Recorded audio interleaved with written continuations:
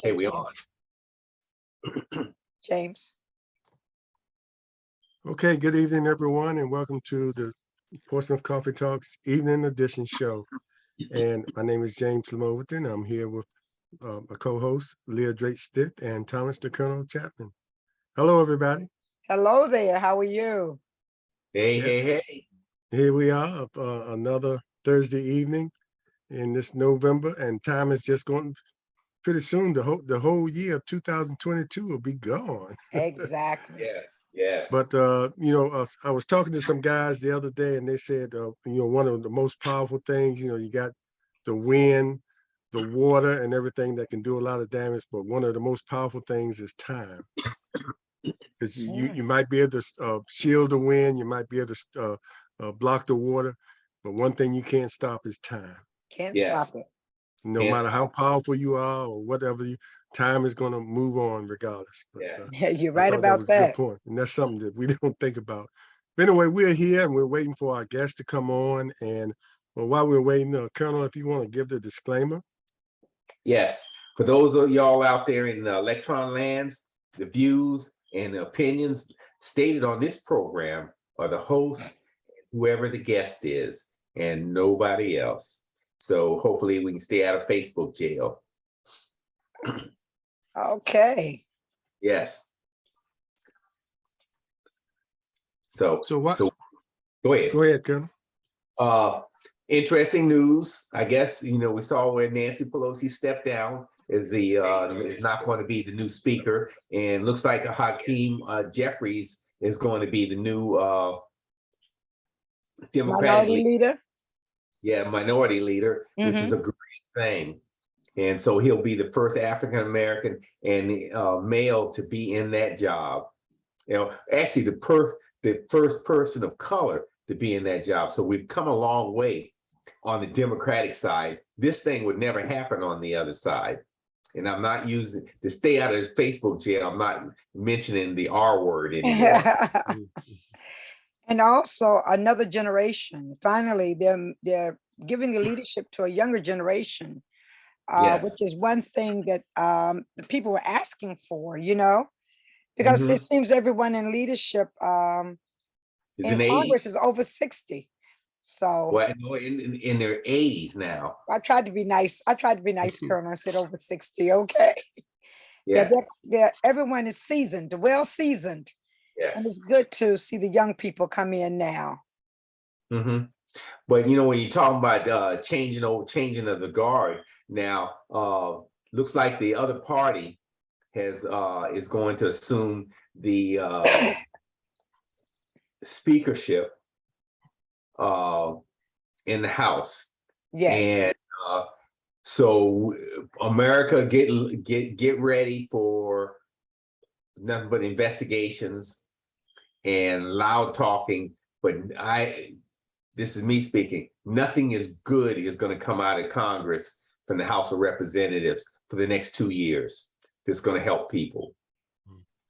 Nothing. Zero.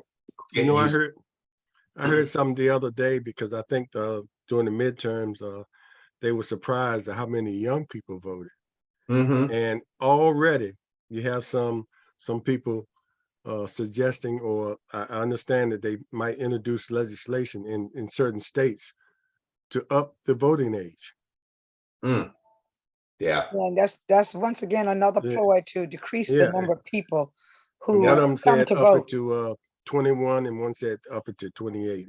That's craziness. And it's funny how every time you get a situation where you're surprised the way people voted, you go in there and try to change that. And it's always amazed me how this done, and you hear me say this all the time, how it's done right in our face, with the voting, suppression. And then, but it's even hard to believe that somebody would come up, even if it's in one state, will come up with an idea or even suggest that, oh, we need to raise the voting age, because too many young people voted and didn't vote our way. Just when you think you've seen it all, or seen it all as far as trying to control the way people vote because they don't vote your way. This is one, to try to cut out the young folks, to cut out our future, and, back in the day, the thing was, you can send people to war, but you you don't want them to vote. Yeah. They can't vote on things like that. But, I hope that doesn't gain any kind of traction, but just the thought of somebody even mentioning or thinking about introducing any kind of legislation to that, it's That's crazy. our guest is coming on now. I was just sending him the link again, but I see that he has found the link. Hi, Roger. Roger, I was just getting ready to send you the link again. I'm glad you found it. Good seeing you. You're connecting still. He's still connecting. While we're connecting, Slim, I don't put nothing past. It doesn't surprise me that they want to move the voting age up. Doesn't surprise me. Yeah, I was past that other party. I was kind of surprised at that, but our guest is here, and he's going to save us from a little bit of a political talk. We can say that for another day. we like to do that here on Portsmouth Coffee Talk, and we'll save a day for us to talk about the midterms and the local. We're going to have to figure out a way to do that. But anyway, our guest is here, and Liv, you like to introduce our guest? Yes, we have this fine young man here he is an IC Norcom graduate. Woo, woo. However, he has been girls basketball. There you go. Do it again. Do it again. You got a dog. You got a dog on two ends. You have the Greyhound. Yeah. Then you're a Q dog. Yeah, I was wondering which box was that? Was that for the Qs or the Greyhounds? Both. Both, huh? Yes. But Roger, as I stated, is a graduate of IC Norcom High School. He's an instructor in the Portsmouth Public School System. He's at Manor High School. And Roger has done an amazing job with the girls basketball team at Manor High School. Roger has had a number of his players who've gone on, but many of his players have gone on to college. But Roger, if I'm not mistaken, you've also had players who've gone on to be in the WNBA and to become assistant coaches in some of the colleges. So Roger, we are just extremely excited to have you on board. I applaud you for the great works that you've done with the young ladies at Manor High School. So I want to tell you, welcome to Portsmouth Coffee Talk. And we're so thankful to have you on this evening. Thanks. It's a pleasure to be here. So I understand that you're in practice as we speak. Am I correct? We just left practice a few minutes ago, and my assistants are still there. They'll be there till 7:30. Okay, all right. So tell us, how did you get involved in girls basketball? Wow. I'll tell you, it was back in 1992. It was Wilson High School at the time. And Jensen Baker was the girls varsity coach at the time. So he was telling me that he needed a coach, a JV coach. Mm-hmm. I was like, man, I went to Norcom. I was a baseball player. I tried out for basketball twice, my junior and senior year, and got cut the last two cuts. So I told him, I'm like, I played basketball. I play out on the rec leagues, church leagues and all that, but I don't have much experience. He said, well, you'll be able to learn. Mm-hmm. I said, okay. So, make a long story short, I end up coaching JV at then Wilson for 7 years. And the following year, on my 8th year, I started coaching the varsity team because Jensen decided to let it go. Mm-hmm. So that was the year 2000. So I've been the coach since then, the head varsity coach since then. Wow, that's a long time, Roger. Long time. So you've seen many young ladies go on to do great things. And I like the fact that you really focus on scholarship and getting these young ladies into college. But I feel like, if I can just give my part, just do my part, I feel like that's really my ministry, to be perfectly honest with you. I've always loved sports myself. and played baseball myself since I was like 4 years old. So I've always loved sports, always loved being around sports. And even when I didn't make the teams at Norcom, I was the trainer. I always around the team. I just enjoyed being there. It was just so much fun to me. So it was just a blessing for Baker to just ask me to be his JV coach. And I went to a lot of clinics and stuff like that, learned from him, learned from other coaches in the area. And that's how it's been. And we've been very successful. It's just been a blessing how successful we've been, because I just want to get these girls in school and have them graduate and not have $100,000 in school loans to pay off. Right. So, and when they go to school, what I emphasize with them, you're not only representing your family, but you're representing the school, you represent my program, and you represent yourself. So we not only want you to be successful in the classroom, we want you to be successful on the court. We don't want you to go there for a year and then you drop out. Mm-hmm.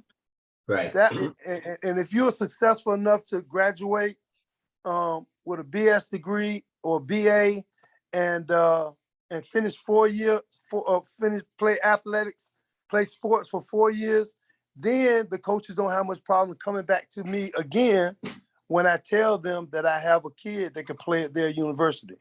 Okay. I see your counterpart at Norcom, Kalia Ali, says, "Hey, Smitty." So Yes. y'all are gonna go head to head soon.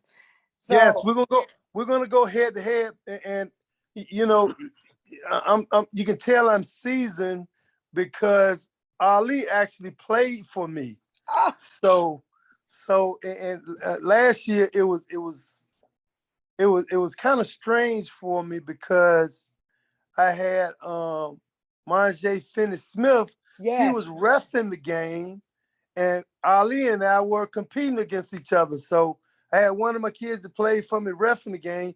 Plus, I had one of my kids that played for me. I'm coaching against her. So, Well, I surely hope that you have taught Ali all the things that you know, so that we can have a winning girls basketball team at IC Norcom as well. Well, Coach, I have to say, you said when you went into coaching, you had no experience there. And I always thought that, the best coaches were the guys that sat on the bench, or even the guys that were trainers, because you had times to sit there and observe a lot more than the starters. The starters were concentrating on players. But, I probably would have made a good coach. But anyway, because I observed a lot. But anyway, and I always appreciate you, because I used to see you at games, or Norcom games, and you were always so humble. It was during those times where Wilson was dominating Norcom, and you would still be humble. And then when Norcom started coming up and being more competitive, you were, you acknowledged that as well. And you just mentioned, I was going to ask you this: how does it feel to be coaching against one of your players, and I forgot all about the referee situation, but even more so, seeing your players go on then be successful in college, and then some in the NBA, and all of them come back. I mean, that has to be, for a coach, one of the best feelings, and something that drives you to continue to do what you do. right. It really makes me feel good. And over these years, the majority of my kids not only finish college, but they finish college with honors. That's a big step too, because you're trying your schedule has to be so structured with basketball and academics. It's even harder. So that makes me feel even better when these kids not only graduate, but they graduate with like 3.0, 3.5. I mean, it's a testament to these kids and what they really want to do and what they really want to accomplish. Mm-hmm.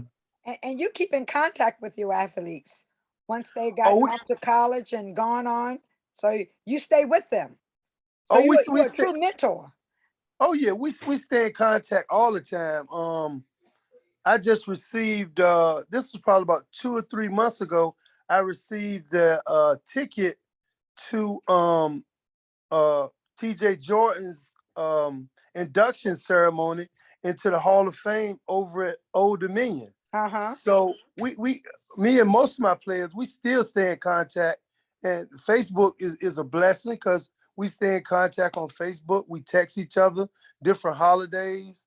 The majority and a lot of times when a lot of my players are home and like during the summertime, I always have them to come back and talk to the girls that are coming up now, because that way we're not just only telling the kids, if you follow this particular blueprint, you'll be able to go to college and play college basketball as well. They have somebody that actually went to their school that's coming back to talk to them. The other thing that we do each year, we take our kids to the schools the area schools that my particular players are playing at, so they can actually see the kids playing. So that gives them another visual where they can see themselves doing the same thing. Wow, she's from my school. You know, if I do so and so and so, maybe I'll be able to do the same thing. So it kind of makes a difference when you tell them these things, but when you actually can put a hand on it and they can actually see that. Exactly. Coach, let me put this one other thing in there. A lot of people don't realize the commitment it takes to be a coach of any team, particularly high school, and they realize, they look at your coaching during the season, but don't realize that all year and the commitment it takes. And as far as, you don't do a lot of recruiting in the high school level, but I remember coaches back in the day used to go to the playgrounds and look out players. Now you got the AAU, Right. did I say? And you get a chance to see these up and coming players, and it helps you kind of recruit, if they're in your district. What we're actually doing now, you have the AAU tournaments that the kids play in. I still to this day, either me or my assistant coaches, we go to the middle school games, we go to rec league games. We're there, because we don't want to miss out on any talent that's in the area. We are at these particular places. So yes, that's AAU is a different thing too, because a lot of times we actually coach teams. So I've been fortunate enough to coach in Boo Williams' program since probably about 15, 20 years. And a lot of my kids have gone through his program. So that's another way of getting kids that want to play for you. If you're associated with those particular coaches and his reputation as one of the best in the country, best AAU coaches and AAU programs in the country, kids want to be associated with those things. Colonel, let Colonel get in there, because and Coach, if you have time, maybe you can spend some time with the Colonel, because he's been challenging me. We're cousins, and so he's been challenging me my whole life, and we never had that face-to-face meet. But I would feel comfortable if he got some training before he faced me on the court. So if you got time, anytime. Yes, we can definitely do that. Let me tell you something now. My crossover would break Slim's ankles. Oh my Lord. I definitely want to be there to see that. Hey, Roger, and I want to be there to see it as well. Okay. Yeah, that would be classic. And so the second thing, and so as I run this down, so normally when you run into the gym, at half court, that's where when you walk in the door at half court, I'm in shooting range. Oh yeah, you definitely got some good range. Yeah. So the third thing is, if it hit the rim, it's a half a point, because I'm all net. That's right. I'm a bad man. Okay, so I'll do that. So on the for real side, what kind of squad you gonna have this year? Oh wow, we should be pretty good. We lost in the state semifinals last year. I think I have 3 or 4 of those starters back, and we have a kid that transferred from Churchland's best player transferred over. So we're gonna be pretty good. We're gonna be pretty competitive. We're gonna be very athletic. I got a couple of kids that moved up from JV. Both of those kids averaged probably like 20 points a game last year. So we don't have a lot of numbers, but I think we're actually carrying 8 or 9 now. But all 9 of them can play, so they'll be able to contribute to what we're doing. Why do you think the girls' numbers have dropped down? Because I know Kalia did not have a large team last year. In fact, I think her girls had to play in the entire time because of the number of players that she had. So why do you think the numbers are falling off the girls with basketball? I think part of the problem has been COVID, because like right after COVID, a lot of teams didn't have the JV squad. I mean, and to this day, some teams are actually saying they may not have a team. I've been told by a couple of athletic directors that they may not even field a JV team. But what on this side right here, I feel like what can help us out even more is if our middle schools played at a different time than what they're playing now, or their season, if their season was in the spring. And the reason why I say that is because I guess a lot of the kids are tired of playing only our middle schools. See, we only have 3 middle schools, so they only play each other. Now, the football team, the middle school football teams, they actually play the Norfolk schools. Right. Right. That's like our varsity teams play the Norfolk schools.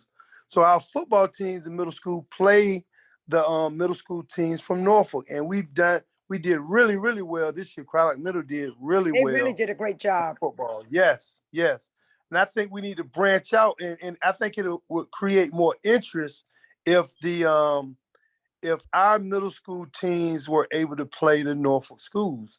I think it would generate. But as it is now, our middle schools, girls teams and boys teams, it's only 3 middle schools, so they constantly playing each other over and over again.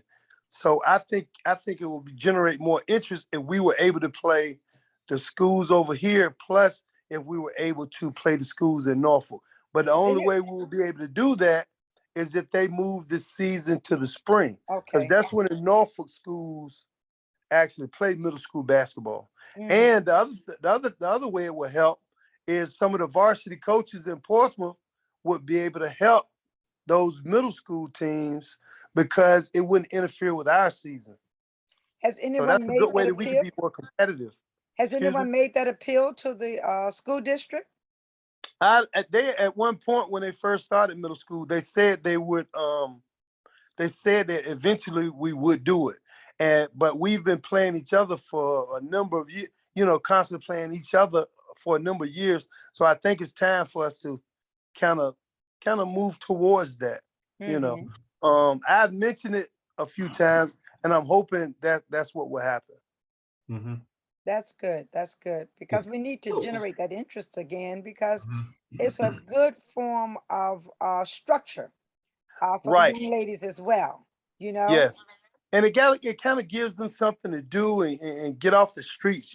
It gives them something positive to do. And anytime we have something positive for these kids to do, that's what we need to do now, especially now. Exactly.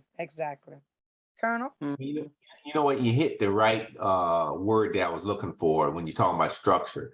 So those in history, and we'll go back to your early days of coaching to fast forward to now. And you look back at history, and you can give me some anecdote information here or statistics.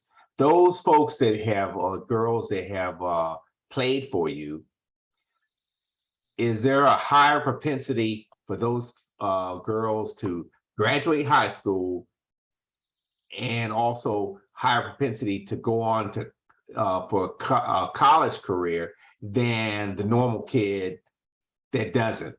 Is there a difference? Have you seen a difference? I think that I think it's definitely a correlation, because the kids that actually participate in sports, not just basketball, but participate in sports, they learn teamwork and things like that. They learn how to problem solve more so than other kids. So Mhm. I definitely think it's a correlation. There's no doubt in my mind. And Mhm. I've had my kids from the past to, being all kinds of all walks of life. Like Lakeisha Clue Atkinson, she used to play for me years ago. I'm starting to tell my age now, but she actually played for me. And look at some of the great things that she's doing there. She's just one example of one of my successful kids. And I have to be blessed. A lot of people say if you don't play, if you're not actually playing basketball, then you can't be a good coach. But that's definitely not true. But at the same time, it also depends on who you surround yourselves with. And I've had some great assistant coaches around me over the years. I think I have it's been at least, I think like 6 or 7 guys that have been assistants with me that have gone on to be head coaches themselves. So not only have the girls been successful, but the assistant coaches have been successful as well. Well, you're bringing the whole boat full of folks up with you. And so the other comment I got, since I'm hot now, is that you mentioned your age, saying how young you were, especially when you said Clue used to coach. But when I'm looking at you, you look young. I mean, you really do, because I don't see a gray nowhere. So it's either you have great. What's that product the men use to darken their hair? That's what I'm saying too. It's either that you got genetics, or you got that shoe polish. It's good. Y'all must not be looking real close then, because I got it all here, here, and all on the sides. I try not to worry myself too much, because if so, it's the whole top of the head gonna be gray too. Yeah. Karen Britt wants to know, what class did you come out in Norcom as? 80 what? Who did? What Karen Britt wants to know, what class did you graduate from Norcom in? Class of 80, 1980. 1980, Karen. Yes, old head. Old head. But Hey, Coach, that's Turnpike. That's Turnpike Avenue. Definitely. Coach, I've been impressed by a high school level of skill set play of the girls basketball teams all over Hampton Roads. Do you think the colleges really look at the players here in the area, especially the local college? Now, I know you've sent a lot of your girls are going to Norfolk State and ODU and Hampton.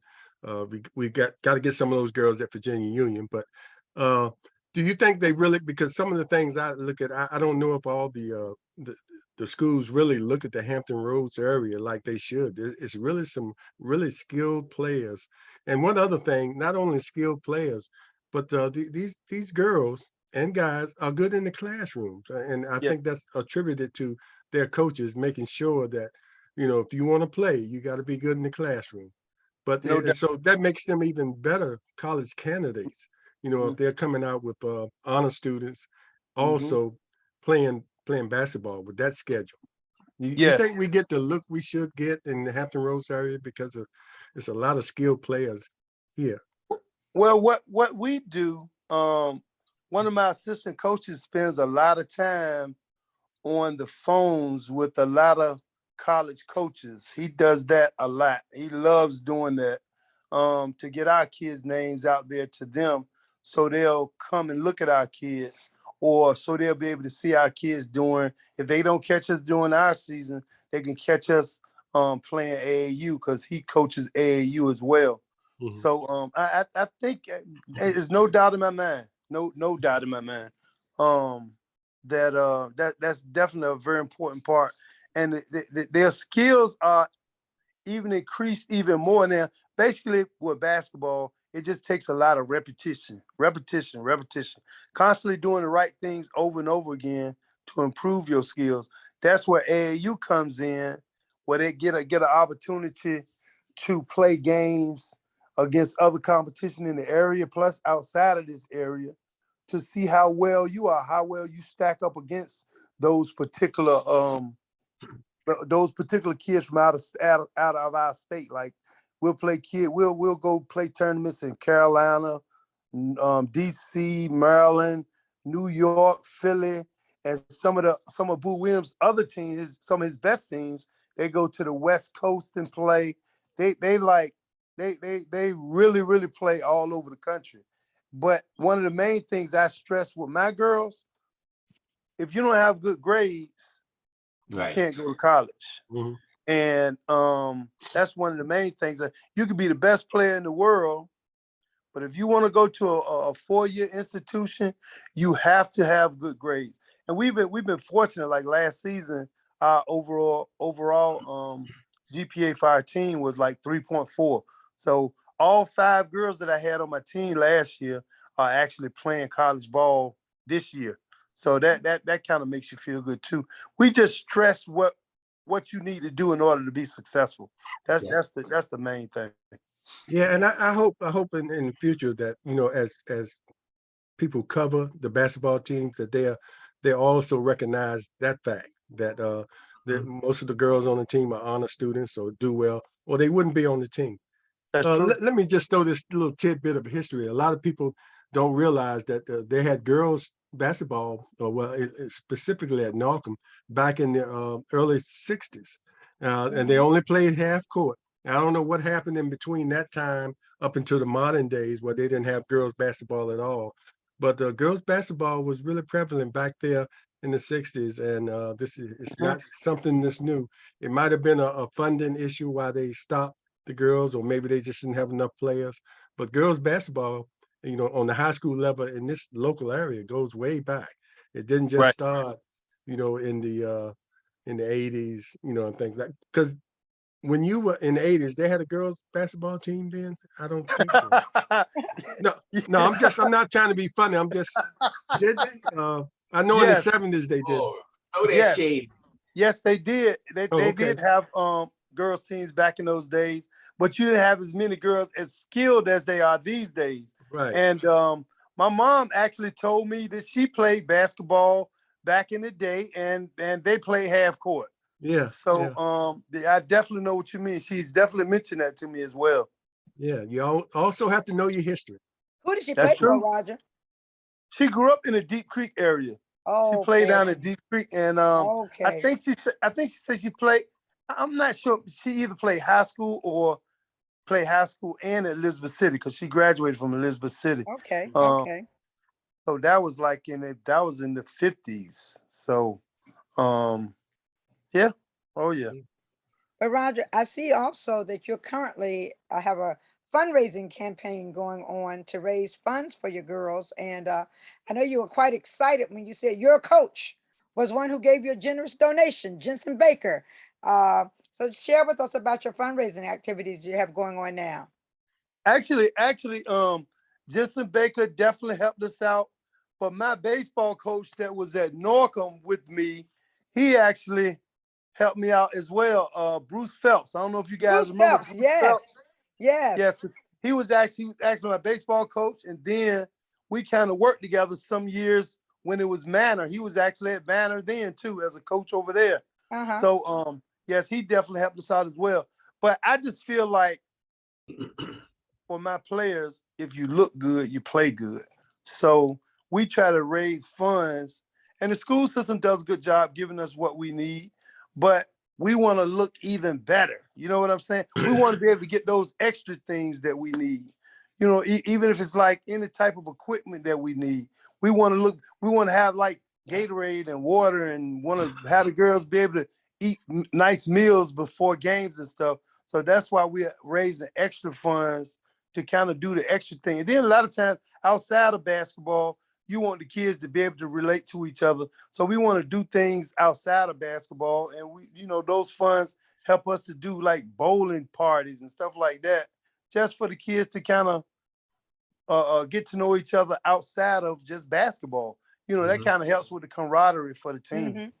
But you know, Roger, I didn't realize the need for Gatorade and water until this year, because I know Coach Ali at Norcom has been asking for donations of water and Gatorade. So for those of you who are listening, not only for Manor, but Coach Ali needs Gatorade and water as well. So But I mean, but just think, we're so quick to give to the football team because we see them more. But we Right. do have to take into consideration the needs of the girls' teams as well. So if you're Hmm. listening, you'd like to take some Gatorade and water to Manor High or to Norcom High, please do so. Help them out as they try to keep their girls nourished and hydrated as That's they play right. Yeah. basketball. And thanks for letting me know that that's common practice among the coaches, because we had a school board candidate on here last month, and I questioned them about the coaches having to ask for that. Were they getting funded enough? But you explained that and let me know that they fund you well, but it's They those do. extra things you need. Because when I first saw the coaches ask them that, I said, why would they have to ask for that? Wouldn't they be supplied with what they need? But you explained that, and I'm glad that I know that now. But I did put the pressure on that candidate Right. about And James make is, sure you and as he properly said, fund not these only not teams. only the Gatorade and the water, but sometimes a meal. If someone Yeah, can supply a meal Right. before a game or after a game or whenever you feed them, that would be a good thing as well. Right. And they do a good job of they have us out there looking nice and everything. But a lot of times the kids, they like to wear like headbands. They like to wear like the tights that everybody wears. They like to wear the latest fashion socks and all that stuff. Those are the things the schools don't furnish those things. So those are some of the little extra things that we like to use our money, our fundraising money to purchase things. Mhm. and you're exactly right, Coach. The more things they do together outside of basketball, it shows when they're on the court. You know, Yeah. Yes. I remember a lot of times when I was playing, a lot of the guys I didn't see until game time. Yep. Mhm. Exactly. But we still, work together, but luckily a lot of those guys were in the neighborhood, but most of the time we didn't do a lot of things together outside of basketball. Uh, Mhm. and I think, it really helps when you have that camaraderie outside of basketball, and, it shows on the court. It Oh, definitely it has does. shown on Wilson and Manners courts. Right, right. And look, if it's not broke, we're not gonna fix How about that? it. So the So you know girls are now in the process of scrimmages. Am I correct? Yes. They're scrimmaging now. We had a scrimmage last night, and we have another scrimmage Saturday. And I think on the 28th of November, we have our preseason. They do a preseason tournament every year. And the girls teams and the boys teams will be participating in that tournament. And I think the actual first game starts around the 3rd of December, but our first game isn't until the 6th of December. Colonel? It's interesting. You're talking about socialization, but I think when we talk about that camaraderie and using those words, uh, going outside of the gym and meeting others, and when they're out in public, that's an education by itself, Mm-hmm. because it also gives exposure to the girls, someone outside of my neighborhood and out here in society. How should I act? Mm-hmm. And Mm-hmm. then the other piece too is, as I'm out there, I am a role model. When I go in, when y'all take them to the team to such and such, say McDonald's as an example, and those young girls that are out there, and young children see your team out there acting responsible and doing the right thing, they are role models to society. And so that's a piece we that we need to say, hey, it's a good thing. It's a good Definitely. thing.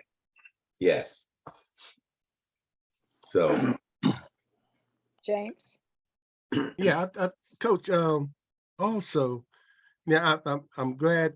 Now next week we're gonna have. I've talked to Coach Wooten, and she used to be coach at Virginia Union, um, and she's gonna be on the show. And she's now heading up a new women's league, semi-pro women's league, the WN ABA, uh, and she's going to be on discussing that, and which is going to open up another avenue for players to come that can't go directly to the WNBA, they can go to the ABA and hone their skills and then move up to the WNBA. So how much do you push, because a lot of these girls, just like the guys, that might have those aspirations of going pro, it's not going to happen. So in your conversations with some of the girls, I mean, do you express the fact that, I know you express the fact of the importance of education, but making sure that in the back of their mind or in the front of their minds, that they are honing their skills in other areas other than basketball? Oh, no doubt about it. That's definitely the reason why I stress education, because that basketball can stop bouncing one day. It's something you have to be able to fall back on. That's why it's important that they get a good education. And a lot of them that still love to be around the games, they branch out into other phases of the sport, like officiating. My son, that's what he wants to do when he finishes playing basketball. He has aspirations of being an NBA ref. So, even if he isn't able to do that, he may be able to ref at the college level, and they do pretty well at the college level also. So, it's kind of hard to make a WNBA team, but there's other ways you can stay around the game and still be successful at what you're doing. And one other thing, as the girls also looking to go into Europe after college to play, and you have this situation with Brittany over in Russia, now how do you, I mean, that's kind of isolated, but would you encourage any players to go to those countries like that to play, even though the money, we see the results of what happened there, how political that has gotten, but many girls have gone over to Europe and other countries and done well. Right. When they couldn't make the WNBA, like you said. But, you have this situation with Brittany now that she's a political pawn over there. Is it worth it, Well, I think part of girls or women, they can go overseas and they can make a good living playing basketball. But I wouldn't advise going to a communist country. Exactly. I wouldn't advise that at all. But I think the reason why they go there is because that's where they pay the most money. But they can go other places and still make a good living and not have to worry about those things. So I feel for her. I really do. And I wish they would stop using her as a political pawn. Yeah. But like I said, the women can still make a good living in some of these other countries besides Russia. But Roger, aren't they also supposed to be addressing the issue with the pay for the women of the WNBA? Because Brittany played on WNBA team, but the salary is just not of such that she had the need to go to another country in order to make that additional money. So where are you hearing about them addressing the disparity in the pay for women in basketball as opposed to men with basketball? And I know they don't draw the crowd that the men draw. I know that, but still the pay discrepancy needs to be addressed. Well, the more high profile athletes like Brittany Griner, they're the ones that make the most money in the WNBA. She still made a decent living, a pretty good living playing over here, but she's one of the high profile athletes. They're the ones that they pay the most to keep the sport going. But I think they're trying their best to increase the amount of pay. They've made some strides, but it's still not where it needs to be because a lot of these ladies put in a lot of time, a lot of heart, a lot of blood, sweat, and tears trying to hone their skills to be able to play at the next level. And they're very talented, and they need to be compensated because of that. I think the NBA needs to do a better job of it. They're making some strides, but they can definitely do better. Because these owners, they're making a lot of money. They're making the money. Some of that money, yes. And a lot of the owners, a lot of the WNBA owners own NBA teams. Yes. So not like they don't have the money to be able to do it. They should definitely do it because these women deserve it. Exactly. Yeah, because it's a lot of skilled players coming out of these colleges, and they should have the opportunity to take it to the next level. That's And true. the league should expand it. But another point, we have to support it. Exactly. Fans have to support it. That's true. That's true. And with them being even more getting more and more, it's crazy how much training all these kids are able to get these days to improve their game. Mhm. So consequently, these women are getting better and better also. Once upon a time, like in high school, when I was in high school, you might have one girl on the team that was good or two girls on the team that's good. But now you have a lot of kids on each team that are pretty good. Yeah. And that's because of all the training that their parents pay for them to get. So Yeah. like I said, it just needs to trickle down from the top. And the top is these NBA owners to put a little bit more into the women's game. And like Slim said, that we have to support it. Exactly. We have to support it. If we support it, then I'm sure it can be done.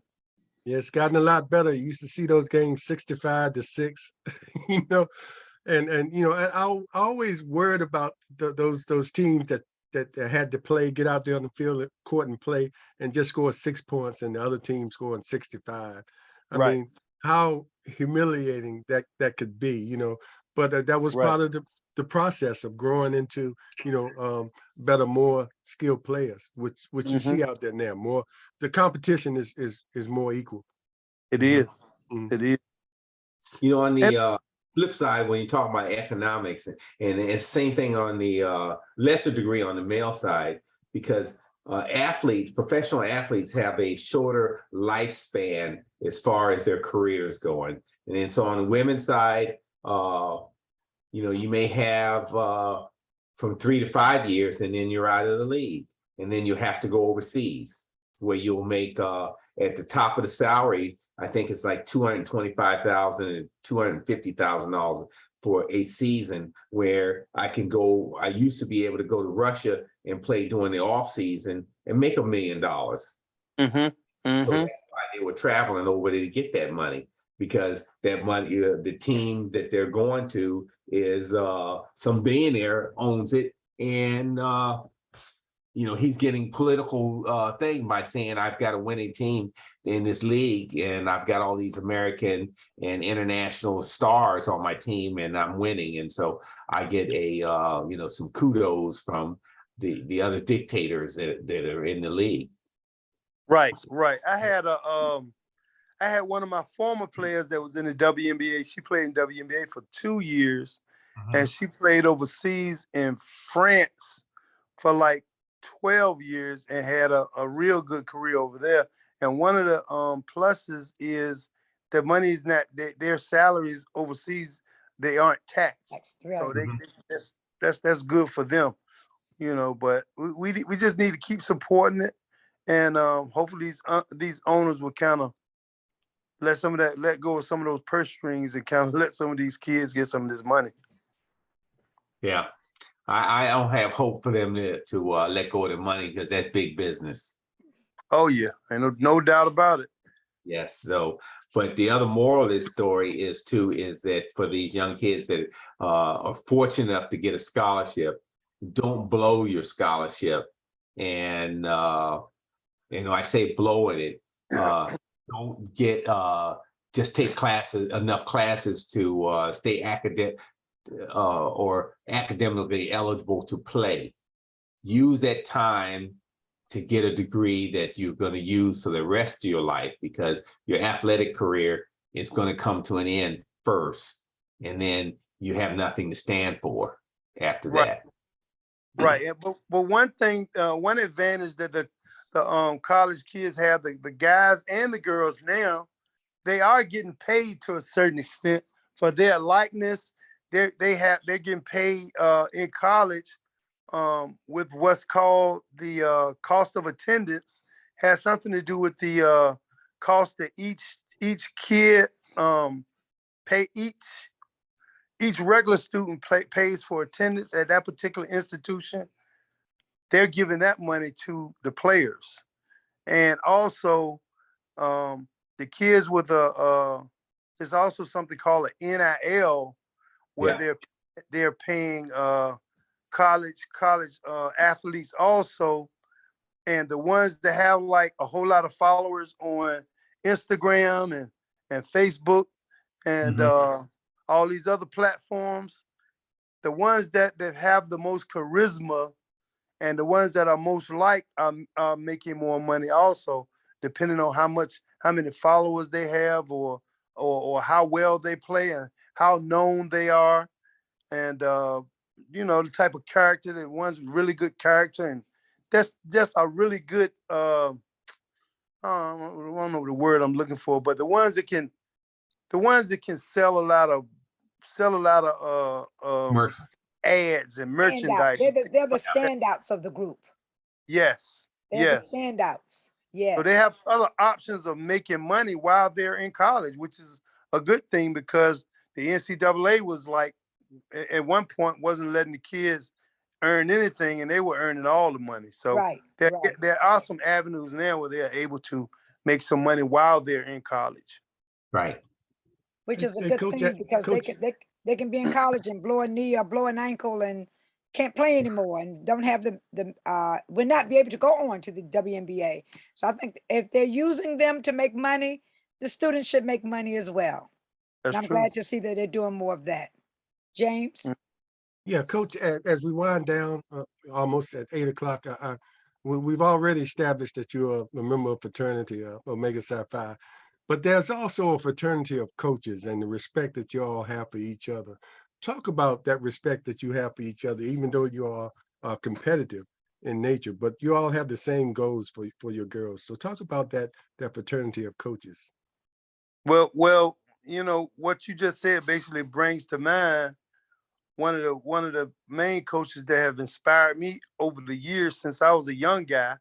I actually didn't even play for him, but as I became an adult and I was teaching school, I would go over to Norcom during the summers, and I got to know him on a different basis.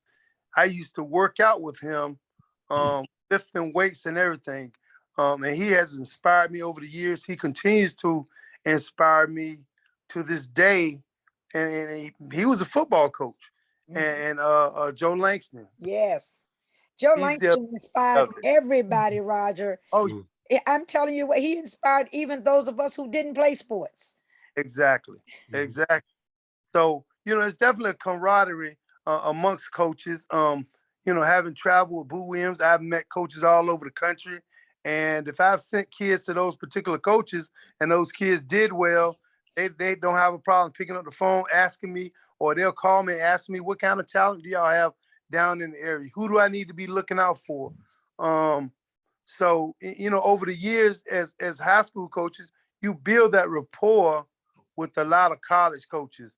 And, long as you stay in the game, they continue to stay in contact with you, especially if you've really had good kids and, and you're knowledgeable about the sport and knowledgeable about the talent that's in your area. They're not from this area, so they want to know what you have down there. So college coaches pick up the phone all the time and call me and ask me about kids in the area. That's just part of that fraternity of college coaches, of high school coaches together, that kind of keep this whole basketball thing going on. So I cherish the relationships I have with a lot of the college coaches, and I continue to meet college coaches to this day. And we constantly stay in contact. Interesting. Well, Roger, I am truly proud of you. I'm proud of all of my Norcom graduates who go out and make their mark in the world and continue to give back to society, which you continue to do. But I must mention also, not only are you coaching these young ladies, but you've been coaching your sons as well. Oh, definitely. We need to talk about that. So you not only coach them, but you coach your sons as well. Let's talk a little bit about your sons. I've seen the videos. Yes. My oldest son is basically grown up on Facebook. I've actually had him. He's actually been in the gym since he was like 5 years old. So he's a senior at Manor this year. Very, very skilled player. very fundamentally sound. He can hit the mid-range shot. He can hit the three. He's learning more now how to really be a point guard and get everybody involved. You know, he makes mistakes from time to time, but he has the skill set now to be successful. You know, years ago, he shed a lot of tears in the gym, you know, but right now, since he like to hear the oohs and ahs now also. So you know, he make a dynamic play or something like that. Ooh, and he finished the play. Ah, or if he makes somebody fall by dribbling and stuff like that. He's put a lot of time into his game. He really has. So I told him, and he's a small guard, so he had to really be a really dynamic ball handler in order to be successful at this level. He wasn't blessed with a lot of height, but he has a lot of heart, and he really works hard. So he hasn't gotten into scholarship offers. He had a couple of schools. Actually, Virginia Union, Slim. Virginia Union showed interest in him. Virginia State showed interest in him. And if he doesn't get a scholarship, what he's going to probably do is he's going to probably walk on somewhere and earn his scholarship, because there's no doubt in my mind that he'll earn that scholarship because of the work ethic that he has. And my baby boy, who's a 9-year-old now, he kind of goes to games with us. He kind of sees what we're doing. So he's starting to get into the game now. So I started training him as well.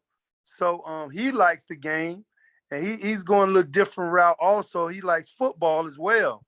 So I think basketball will be the sport for him, though. And he's learning the game and starting to love the game as well. So if you're in this family, you got to be dribbling the basketball.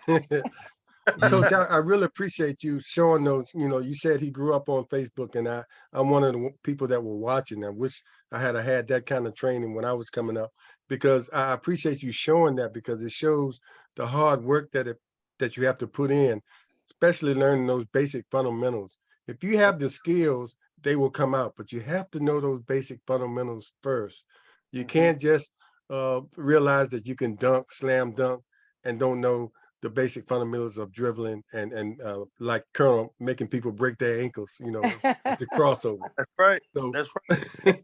and he's actually at that point now where he's really starting to flush that thing, starting to turn it over now. And, you know, we've been working on his vertical a lot. And he's only 5'9", 5'9" and a half. So he really got to have some a good vertical in order to dunk. So he's working on it. I think he'll get definitely get some in-season dunks this year, because he's really been working hard on it. Oh, good. Well, I know the basketball coach at Union, so I'll put in a word. You know, maybe they give him another look. You know, so hopefully that'll happen. Right. But wherever he goes, I wish him success wherever he goes. But you know, yes, good guy over there, Virginia. Real knowledgeable guy. I like him. Mm-hmm. And Roger, John Askew Sr. says, greetings from Prince George's County to my Omega brother, John Askew from the IC Norcom class of 1957. Awesome. Hello. How you doing? Yes. And you just had another brother go over, DeCarlos Anderson. Yes. I had talked to Carlos, and he told me great basketball player. Yes. Yeah. Yes. We love to have good men in our organization. No doubt about it. Yes. Mm. Well, we got one from you, Slim. Yep. But well, look, we really appreciate you coming on. I want to say, I hope Coach Ali is still watching. Please get in touch with Leah, because we love to have you on as well, especially to talk about the amazing season you had last year. I mean, against all odds, especially that JV team that played with just 5 players. You know, we want to hear about that. But we want to talk to you and talk about your experiences as coach and playing under Coach Smith. and if I don't hear from her within a week, I'll be over at Norcom and I'll find her. I know where her office is. Okay. Yeah. I'll get her here. But, we made a contact with her, but you know, we need to set up a schedule for her to come on, because we really want to. Roger, I want to thank you so very much. And once again, I'm so proud of all the things that you do. I've had the privilege of watching you coach. I watched how you gently handle those young ladies, but yet get them to do what you need them to do. I'm just so proud of all that you do, and all the for so many years. I didn't realize you've been doing it for so many years. For, as Colonel says, for such a young man. But Oh, but just continue with the great works that you're doing, and we wish you much success in this upcoming basketball season, but not against Norcom. And also we, but we also want to let those out there. You know, you can go to Roger's page, Roger Smith's Facebook page, and you can see the fundraising effort that he has going on now for his team. So if you want to go to Roger Smith's Facebook page and donate, please do so, so he can help his young ladies to be the best that they can be. And Roderick, thank you so very much for agreeing to come on Portsmouth Coffee Talk. And once again, all my love, young man. anytime you need, just reach out and I'll be glad to come on. Oh, one thing I forgot to tell you that you may not be aware of, or then you may be. Your son-in-law actually ran cross country for me. I coached at Norcom too. Now I coach baseball at Norcom. You mean you coach Deep Howe? Yes, he ran cross country. But you know he's with QC agency, and he is a Yeah. basketball agent now, and has some pretty good players under his Yes. wing. So Yes. he's doing well. He's doing well. Yes. I will tell him that you mentioned him tonight. Okay. Okay, that sounds He, good. to- he told me he was a great track star. Tell me, was that true? Oh, he was a great track and basketball star. Okay, all right. I'm glad to know that he was not just throwing wind at me, so I'll have to tell him that. All right. All righty. Thanks for Okay. having me. Colonel, do you have anything you want to last word? And Roger, thanks for coming on, and you keep doing what you're doing and being that positive role model for just not the women, but and also the men and all these kids that are coming through, because we need more folks like you sitting out there or instructing our kids and giving them light and sometimes when they come from darkness. And there are some dark times here, but we need a ray of light, and you are the ray of light. Amen. Amen. Yeah. James? And I'd just like to remind people, I mentioned earlier, to join us Monday as we continue with the girls basketball on the collegiate level and pro level. Our guest will be Bobinetta Wooten, who played at Virginia Union, played on the 1983 national championship team. And she coached there and coached a lot of CIAA championships. And now she's a coach in a new league, WABA, which is a semi-pro league. So she will be our guest on Monday. And thanks again, Coach, for coming on. I appreciate you. The talks we've had, over the years. And we'll be watching. And like Leah said, except for the Norcom game, I'll be on the other side. But we'll be on the all other the side, other games, Roger. I'll be rooting for Manor. It's funny. It's funny y'all say that, because I'm a Greyhound at heart, and I want them to win, except when we play them. Understandable. Understandable. Yes, indeed. And look, Roger, All right. Crystal Hawthorne says that you were at Norcom when she was there, and that my son-in-law graduated with her in 1988. So Crystal sends her love to you as well. That's right. That's right. I definitely remember. Okay, and Portsmouth Coffee Talk is here for our voice, our community, and our future. And Coach, we salute you, sir. We salute you, Coach. Thank you for all that you're doing. Thank you. Once again, go on Coach Facebook page, support his fundraiser. Get these girls the Gatorade and water that they need. Norcom's girls as well as Manor girls. Thank you so very much. And support the games. And go to the games. Support the games. Thank you. Thank you, Roger. Thank you so very much. Take care.